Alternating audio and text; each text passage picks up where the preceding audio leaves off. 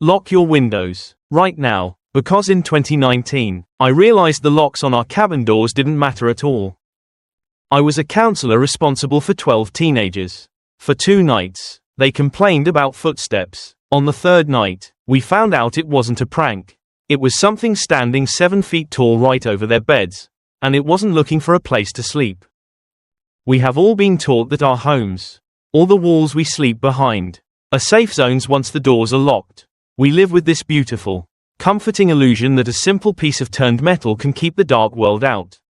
But what happens when you realize the lock was never the problem? What happens when the threat is already inside, breathing the exact same air as you, just waiting for the lights to go out? Back in the summer of 2019, I was working as a camp counselor. I had 5 years of experience under my belt, so I wasn't some easily rattled rookie who jumped at every strange noise in the woods. I was responsible for a group of 12 teenagers housed in a modern, dorm-style cabin. It had a central common room and 3 connected bedrooms. It felt safe. It felt like a home away from home. But looking back, I realize how blind we truly were to the layout of our surroundings. It started with small complaints. One of the boys in the back room told me he kept hearing pacing right outside his doorway all night long. As adults, our minds are naturally wired to rationalize the unexplained. We blame it on a creaking house, an animal outside, or in my case, a camper playing a late-night prank. I told him it was probably just someone using the bathroom and made a strict announcement about staying in bed after lights out. I thought that would be the end of it. But the thing about reality is that it doesn't care about our rationalizations. Right before 1 a.m. on the 3rd night, a chorus of absolute, blood-curdling screams tore through the cabin. When I rushed into their room and threw on the lights, the atmosphere was thick with pure, unadulterated terror. 4 teenage boys were paralyzed. 1 in tears. They pointed toward the closet. They told me a massive shadow had been standing right inside their doorway, completely obstructing the closet. They could hear it breathing heavily in the dark. When one of the boys finally built up the courage to approach it, the silhouette violently bolted out into the hallway and slammed the bedroom door shut behind it. I searched the entire building from top to bottom. The front doors were securely locked, and there wasn't a single trace of mud, grass, or forced entry anywhere. It defied all logic. Determined to catch what I still stubbornly believed was a prankster from another cabin, I decided to sit in the dark common room and wait. Just as my eyes grew heavy, the unmistakable creak of floorboards echoed from the hallway. I stepped out, expecting to catch a kid red-handed. Instead, my heart completely dropped into my stomach. Standing at the far end of the hall, illuminated by the pale moonlight of an open window, was a towering silhouette. Its hand was actively gripping the doorknob of the boy's bedroom. When it turned to face me, the sheer scale of the figure became terrifyingly clear. Its head nearly brushed the top of the 7-foot door frame. It moved with a bizarre, unnatural, puppet-like twitching motion. We stood there in an agonizing, silent standoff, the only sound being its deep, ragged breathing echoing through the corridor. And then, without warning, it fluidly stepped backward straight out of the open window and vanished into the pitch-black abyss of the forest. The police were called immediately, but a shadow leaves no footprints. What they did find during the investigation, however, was a statistic that still keeps me awake at night. Nearly every single window across the entire summer camp facility was completely unlocked. The darkness hadn't broken in, it had simply slid the glass open and stepped inside. It leaves you wondering about the deeper, more unsettling questions. Why that specific room? What was it planning to do if it had actually turned that doorknob? We often look at our lives and assume we are completely protected by our routines, our walls, and our small security habits. But the truth is, safety is incredibly fragile. I left that camp years ago, but the lesson stayed with me forever. Shadows don't need to force their way into your life. Sometimes, they just look for the one small window you forgot to close. Have you checked yours tonight? Think about the spaces that make you feel the most secure. For many of us, it's a modern, well-lit room with people nearby. The camp dorms we used were designed exactly like that, not the old-school barracks you see in classic horror movies, but actual house-style layouts. You had a massive central common room complete with a TV and a kitchenette, which branched off into 3 separate bedrooms. Each room held 4 beds, 12 teenagers in total, all under my direct watch.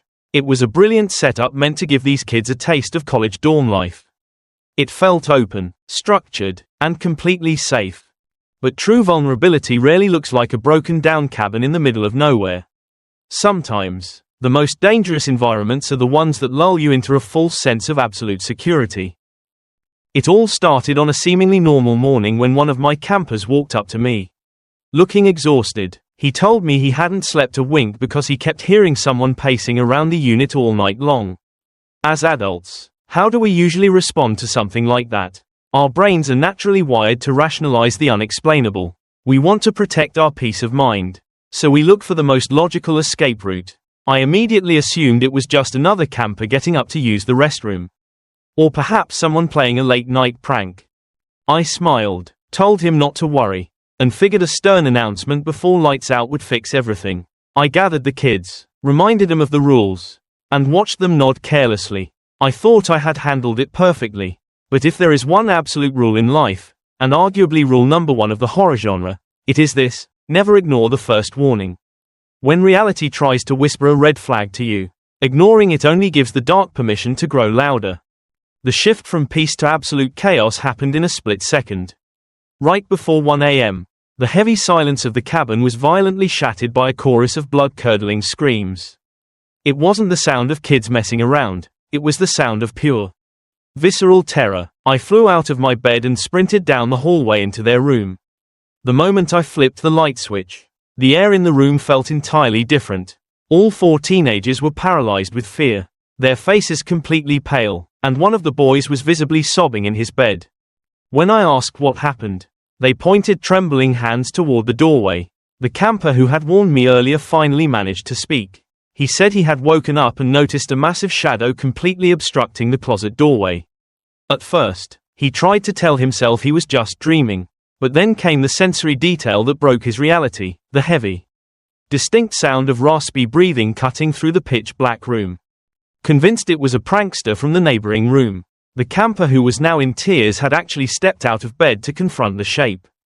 The moment he stepped forward, the silhouette violently bolted out of the room, slamming the door shut behind it, which triggered the screams. I asked if anyone got a clear look at his face, but they all said the same thing: it was too dark to see features. But the entity was tall, really tall, far too tall to be any teenager at that camp. Instinctively, I went into full lockdown mode. I told the boys to stay put while I swept the entire house, fully expecting to find a rogue counselor or a teenager hiding out.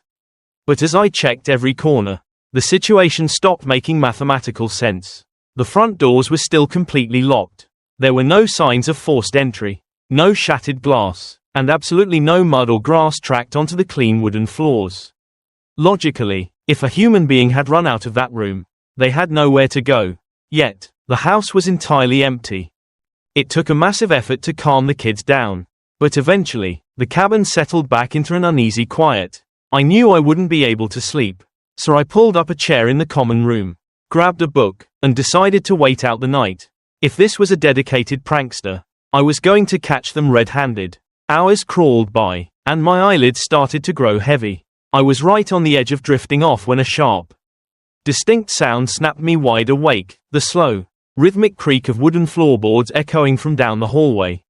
I froze, letting my eyes adjust to the shadows, confirming the footsteps were real. I quietly stood up and crept toward the corridor, intentionally keeping the lights off.